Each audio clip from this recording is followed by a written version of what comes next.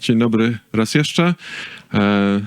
Witamy na sesji popołudniowej, lunchowej, więc dużo energii, dużo odświeżenia. Zaczniemy od naszego gościa ze Szwecji. Dr Åsa Larsson opowie nam o infrastrukturze informacji archeologicznej, którą mają w Szwecji, o tym, co się dzieje obecnie i jakie mają plany na przyszłość. Åsa, can you hear us loud and clear now? Yes. Yes, thank you. Can you hear me? Yes, all is good. Very much, thank you. So, digital archaeological infrastructures in Sweden, present and future. Dr. Åsa Larsson, the floor is yours. Thank you very much. And thank you very much for inviting me and my colleagues. We're just sorry we couldn't attend in person, and we hope to visit you in the future and to hear more about your own plans in this regard. So it will be very interesting for us to hear more about what you're planning as well in the future. So I'm going to just talk a bit shortly about the digital archaeological infrastructures in Sweden at the moment and what we're hoping to achieve in the not too distant future. So just to start out, digitally accessible information in contract archaeology in Sweden can mostly be accessed through a website called Fornsök, which is the search interface for the historic environment record of the National Heritage Board. This is where you can find information about ancient sites, excavations, surveys. You can also download geometries of these areas of the sites and excavation areas in shape format or GeoJSON format. We also have an e-archive, an electronic archive. The web search interface is called Arkivsök, where you can download the reports, the documents, other kinds of digitized archive informations in different kinds of formats. And these two are linked so that if you find a site or an excavation that you are interested in, you can find a link to the e-archive with whatever resources we have digitized, or the other way around. If you find an interesting report or document in the e-archive, you can find a link that leads to the site or the project that it arrived from. We also have an open data portal for bulk download. For if you want to access the entire, all the ancient sites, all the archaeological excavations, you can download it in bulk, and you can also access it as a live web map service through your EIS portal of your choice. So we're trying to be as open as possible with this information, both for archaeologists, for the entire public, because we simply don't know who will be needing it. It could be the people that own the land where the sites are on. It could be people planning development, things like that. So the publications are Creative Commons free license, and the data, the metadata information and the geometries are free to use, but of course we appreciate citation. And the information ends up in the historic environment record through what we call a digital archaeological process that we implemented in 2018. So the county administrative board decides if there is to be an archaeological excavation or survey in an area, and in their own program, they record all the information necessary, and parts of this information is delivered automatically to the historic environment record. Just some basic information about what the area is and what the information, which archaeological company is doing the project. And then the contract archaeologists, the county administrative boards, and also the heritage board work through an online tool called Fornsök. So the contract archaeologists, who are the company that got the assignment, they can then upload information belonging to this assignment, this excavation, like the report, the more site data, artifact list, and things like that. The county administrative board looks at the site information and decides when it's to be made public. So, okay, this looks fine. So they can say, okay, this can now become public. Before that, they're the only ones that see it. And the only thing that the Heritage Board is actually doing is that recording into it mostly is which museum the artifacts are going to, because we decide if it's a national or a local museum. And then we also make sure that the system itself is maintained and up to date. But we are not the ones doing the recording. That's for the contract archaeologists and the county administrative boards mostly. The information, as I said, is public and available for anyone. And this is what it looks like in Fornsök. When you look at the area, you can see an area. Red areas are protected sites that are still present and are protected by law as ancient sites. You can have blue sites. They're the ones, they have lesser form of protection. They're more historical, more modern sites, or some other thing that makes them, they're culturally significant, but they're not quite as protected. A gray area is a site that has been excavated and removed or destroyed, no longer with us. When you find hatched areas, that's the project areas, like this is an area where there has been an archaeological project, and the green areas that you see is the area that is actually excavated, where you dug trenches or dug the areas. You can see if someone has actually been digging into the ground. And if you click on the turquoise hatched areas, it's a selected project. So, and if you click on that, you get more information about what kind of project this is and who did it. You can download the individual geometries if you want to. And since this project dealt with 2 different sites, you can also click on the links to these sites and get the site information. And you can click on the link to the e-archive and get the report or any other information that is available from this project. And also, you can find information about which museum receives the artifact, where we don't have a link at the moment, unfortunately, but we do at least have textual information. So it is a very digital process, but it's not fully digital, because one thing is sorely missing, and that's the digitally born documentation. We got stuck a bit during when we created this digital process, because there were many questions that arrived. How do we tell the archaeologists to prepare their digital documentation for archiving? How do we preserve data that is created in proprietary formats for the future? And how do we make sure that this digitally born documentation is usable for future generations? There are issues with the digital. You can do more things with the digital than the analog, but it's also much more difficult to prepare it.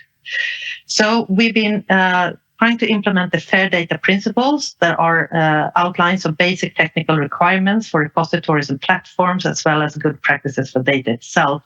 So for those of you who might not have heard it already many times, FAIR is about making sure that people are able to search for and find data, able to download data for further analysis, that it's accessible, that it's interoperable, that is that you can combine data from many different sources, and you should also be able to cite these sources and publish. You have information about how can I repurpose this, how can I use it, how do I cite the original source where it came from. So in 2020, we started a project in collaboration with Uppsala University to look at the preservation and verification of especially something called intrasys databases that were created by the National Heritage Board. This is a database program with integrated EIS that was used by the National Heritage Board's archaeological unit up until 2015, when they moved over to the National Historical Museums. So they left behind about 3,500 databases, but this is a proprietary format. So we are been working on making this findable, accessible, reusable, and interoperable to a certain degree, and also learning from looking at this old data, learning like what would we like to see in the future for this kind of information to become more reusable. And the project leader is Associate Professor Daniel Levenborg at Uppsala University, and I'm working as the assistant project leader at the Heritage Board. But what we learned from Project Urdar developed into something much bigger. So in 2022, we got funding for a much more ambitious infrastructure, national infrastructure for digital archaeology. So we started just this year, we started up with this. We have an estimated budget from 2022 to 2027 of about 13 million euros. half of this will be funded by the Swedish Research Council and half of it will be funded by the participating organizations, which is a very large group. So it's the universities of Uppsala, Umeå, Lund, Stockholm, Gothenburg, and Karlstad, which in turn includes a lot of different departments and laboratories and centers for digital humanities, also the Swedish National Heritage Board and the National Historical Museums. So what is Swedegark about? Well, first of all, we're trying to make sure that we realize that we have a lot of information that is kept in many different places. Government agencies have some records and informations and archives. Museums have collections and other archives. And research institutions also have a lot of research data from analysis done in the field. So we have everything from archaeological field documentations and digitized collections to radiocarbon datings, paleoecological analysis, laborative analysis of every kind, but it's dispersed, it's fragmented, though it's really about the same things. It's all connected together, it should be, and we need to reconnect this information.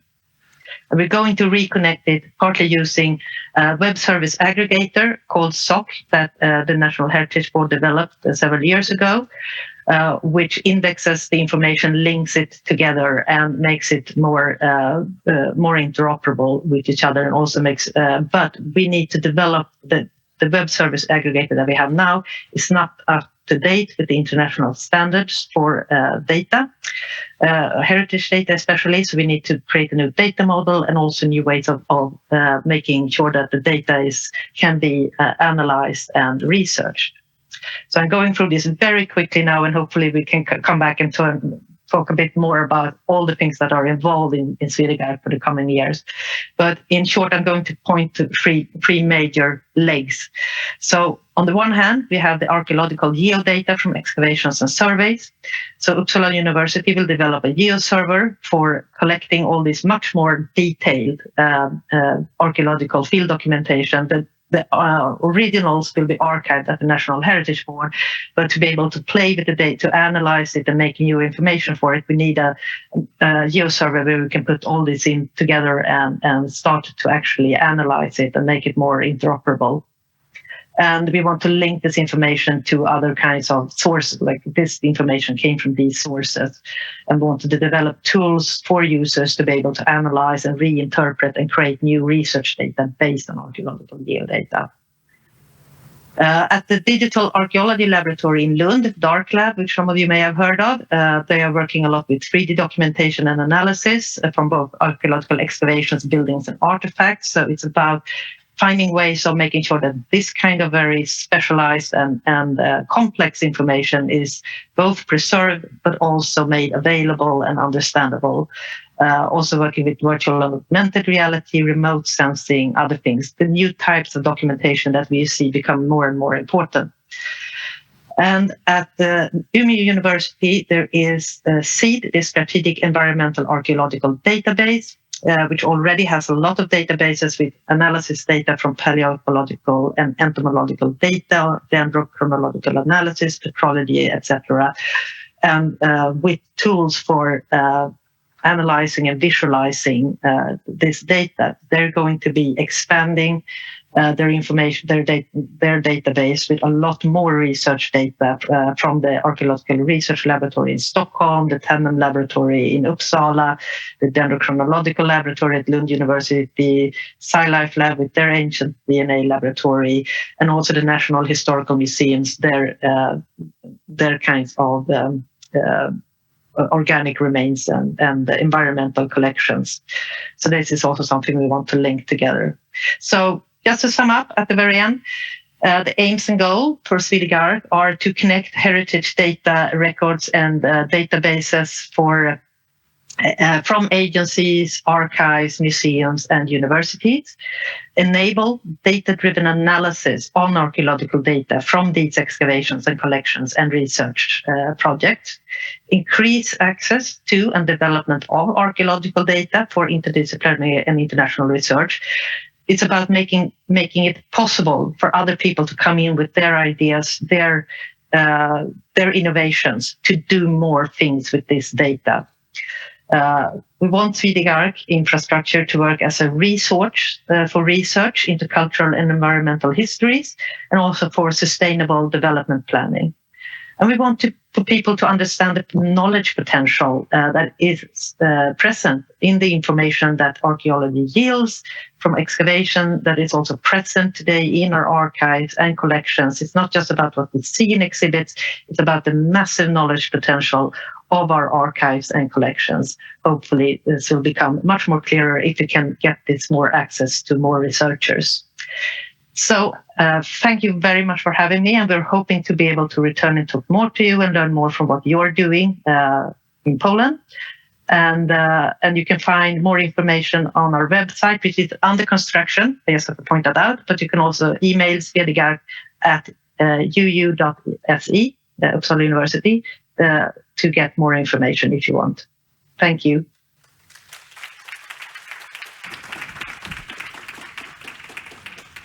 Thank you very much, Asa. That was a very inspirational talk.